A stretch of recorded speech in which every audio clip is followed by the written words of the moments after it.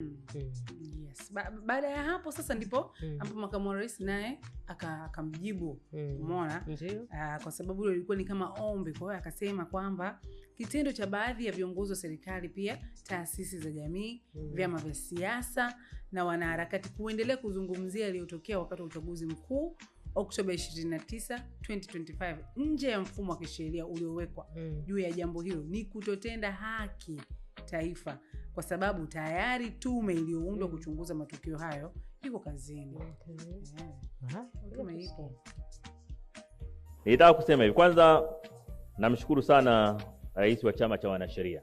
Ametuasa viongozi kwamba sio vizuri kuendelea kuzungumzia yaliyojiri tarehe 29, kwa sababu tarehe 29 Oktoba, kwa sababu yanatuonesha vidonda na pengine yanaweza pia yasisaidie sana katika mchakato wa haki. Sasa niseme kwanza nakubaliana naye 100%, na pili naongezea pale aliposahau kwamba sio viongozi wa serikali peke yake, na viongozi wa vyama vya siasa, taasisi za kijamii na wanaharakati.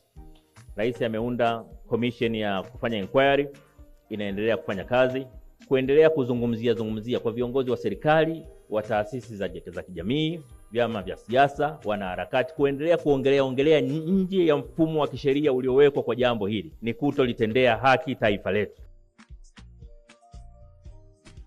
Haya. Kwa hiyo hicho ndio ambacho kimejiri. Na kwa ukubwa kabisa nadhani watu watakuwa wameelewa